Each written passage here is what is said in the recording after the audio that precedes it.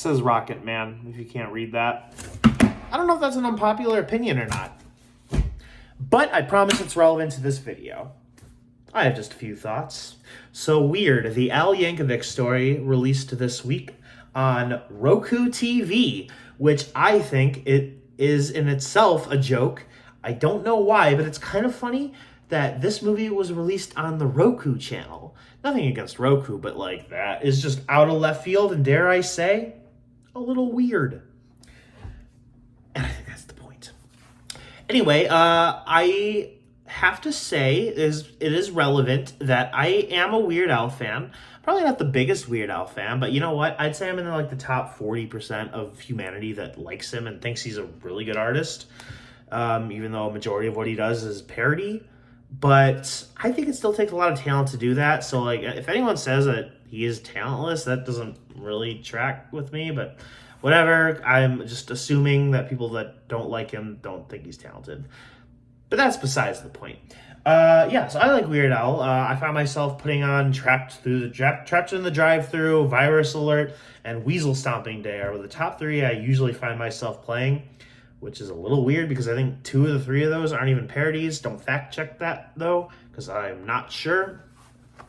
Well, anyway, I guess when it comes to the movie, it's not going to win any awards. It's not the best movie, but it was funny. It was exactly what I was looking for, and it's actually kind of ironic. I don't know if ironic's the right weird word, but it's kind of weird that literally 2 days after I'm talking about how we need more movies just for comedy's sake, we get this movie, and this movie is straight up existing just to make you laugh, and I think it's amazing. And when I said it probably won't win any awards, I think it would be kind of amazing if it got at least nominated for Best Original Screenplay, or I guess maybe Adapted Screenplay, only because this movie is a parody.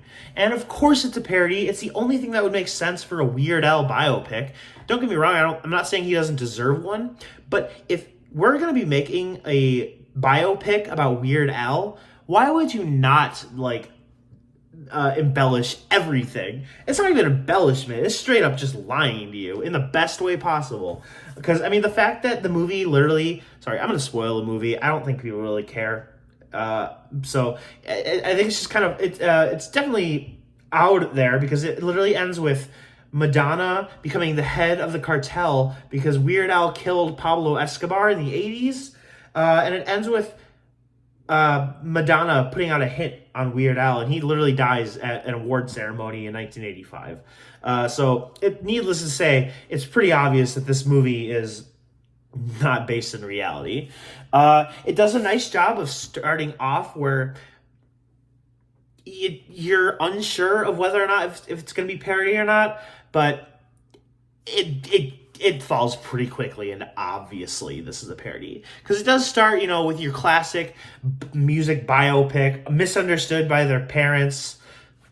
But as soon as, the traveling accordion salesman is dying on their floor as the mom tells the kid, you can do this, just don't let your dad know. Obviously, that's not really what happened.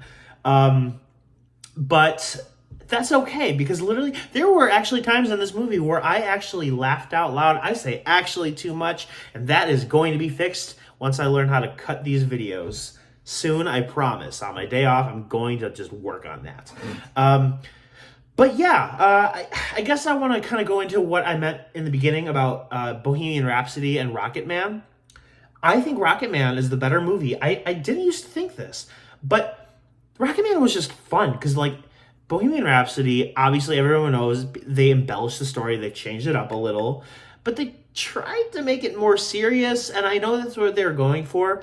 I liked with Rocket Man is they took those embellishments and they just ran with it. They made it a musical. That was fun. So it didn't matter if they took liberties with the movie and the story, because they were just having fun with it. Bohemian Rhapsody, I think now that it's been 4 or 5 years, probably not that long, I think it took itself too seriously. And that's what this movie does well. It does not take itself seriously at all.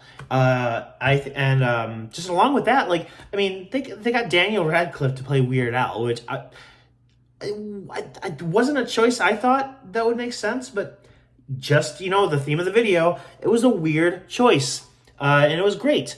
And the craziest thing is, the reason I even said it could win adapted screenplay, because I don't exactly know how it works, but this movie isn't even that original. I mean, it is, but like the director, Eric Appel, or I'm going to go with, I think it might be Apple. I'm going to say Apple because I think it's funnier.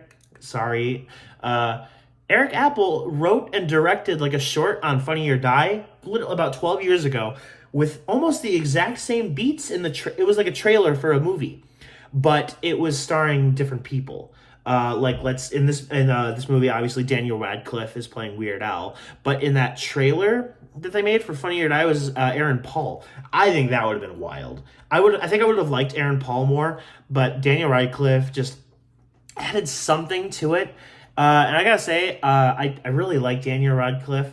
I think he is, in my mind, this happened a couple years ago, but he has officially stripped that Harry Potter, typecast situation he's got going on for him. I don't really think of him as the guy from Harry Potter anymore.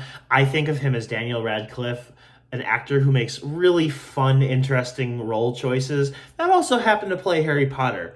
So, good on him. Him and Elijah Wood just kind of killed it after those big franchise movies. They're both really fun to watch in whatever they do. But yeah, not only was Daniel Radcliffe a good choice, but I'm sorry, I don't know the actors' names, but the people they got to play his mom and dad, they were pretty good. But I think my favorite casting was Rainn Wilson as Dr. Demento. I don't know much about Dr. Demento, but I do know he was pretty instrumental in Weird Al's upbringing into the musical parody world.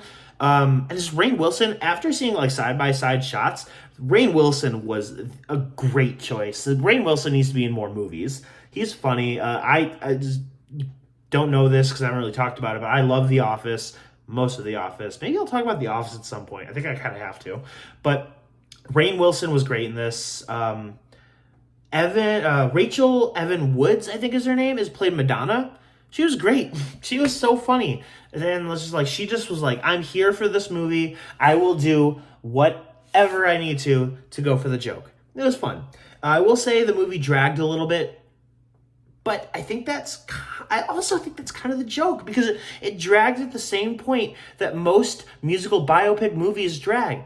The part where, the main character is going through, he realizes, he messed up and he needs to get his friends back. But I think that was kind of the joke. They knew that that's where most of these musical biopics drag, and I was still entertained. They still made it funny. They wrapped it up pretty quickly, and they didn't linger on it. So they knew what they were doing. But yeah, all in all, I don't know if I'll ever watch this movie again. Would I be upset if I had to? Absolutely not. I think more people should watch this movie. It's literally free on the Roku channel. # not a sponsor. Could be, though. Just kidding, Roku. You don't have money. No, I'm just kidding. No, but it was pretty good. And I have to say that I think I talked about this earlier. I'm so glad this movie was just there to make people laugh. That was probably the biggest thing for me. I got a lot of big laughs out of it. Nothing leaps to mind that was anything so big that needs to be talked about in the movie. I think if you're just looking for something to watch, just because you're bored, this movie it's a decent movie to put on. I would definitely give it a shot. If anything, watch it for Rainn Wilson as Dr. Demento. Jack Black as the Wolf Man. I have no idea who that was. This movie has a lot of cameos. I talked about the accordion salesman, played by Jason Sudeikis. I think Jason Sudeikis is one of the funniest actors working today. There's just something about his energy, and he's just so funny. This isn't a Jason Sudeikis review. This is a Weird the Al Yankovic story review. So yeah, all in all, I definitely recommend it. Give it a shot. It's free. You have no reason not to. Unless you don't know Weird Al. I will say it probably helped that I knew a little bit about Weird Al's history, but it's not important to your enjoyment of the movie. I think you just get a little more out of it if you know Weird Al and what he did leading up to the movie, if that makes sense. Well, those were just my thoughts. What are yours? Talk to you later. Bye.